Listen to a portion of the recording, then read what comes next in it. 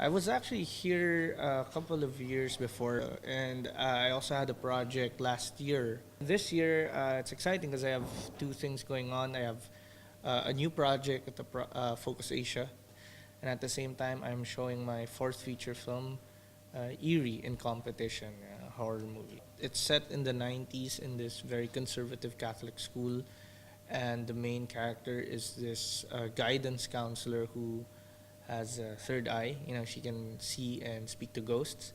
So she, at night, she talks to this ghost of a student who committed suicide a long time ago. And she uses the insight that she learns from their conversations to help the living students who are dealing with, emotional, problems and their own mental health issues. But because of that, she comes into conflict with the nuns who run the school, while they have a very traditional approach to these repressed children. A lot of Filipinos, grew up in these very conservative, exclusive school environments, and a lot of us have, our own personal stories.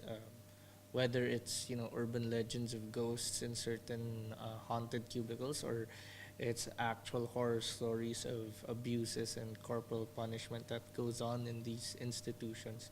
When you make a horror film, there will always be, fantastical elements or supernatural elements to it. But what's important is at the core, you sort of ground it in a reality that our audience is familiar with, and it makes the horror, I guess, more impactful. Even though it was marketed as a horror film, in fact, it was a studio movie. By the second or third week, people were discussing, I guess, the subtext of it, and people were discussing mental health, depression, and even bullying, because there's an element in the film about that. And that's something very new, for at least for a Filipino studio film. And this is my first straight up, horror genre movie. It has some elements of Asian horror as well, very superstitious, supernatural, the belief in the afterlife and curses. It's a very Asian culture thing. So even I guess there's aspects of Ring to it. There's this ticking doomsday clock element to it. Yeah, there's a race against time. But at the same time, there's Western horror because there's very physical threats in the film, without spoiling anything.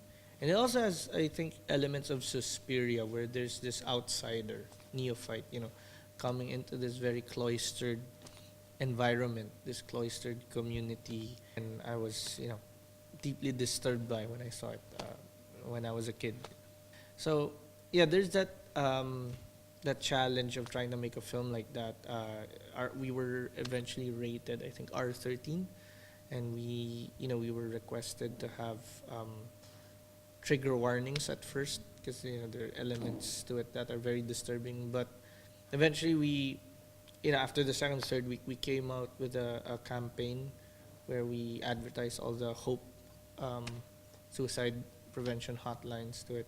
But yeah, in terms of the Catholic Church responding in our country, we're lucky that at least in the cinema side of things, we're very free to do what we want. In fact, our location was a seminary, and we, cooperated with the priests and nuns that worked there, and they allowed us to film it. Because EERIE was a commercial success, they were actually exploring EERIE Origins, which is set in the same world but in the 1970s. Before I flew into Udine, I actually came from a shooting day of Block Z, which is like the first large-scale studio zombie movie in the Philippines, because we've never had a zombie movie in the Philippines, but our neighboring countries have already done so. So I'm working on that.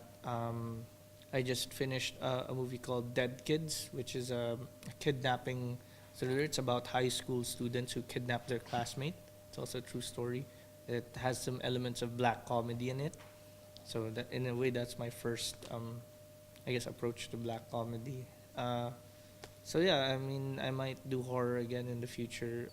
Lots of, projects in store. Some passion projects, others more genre.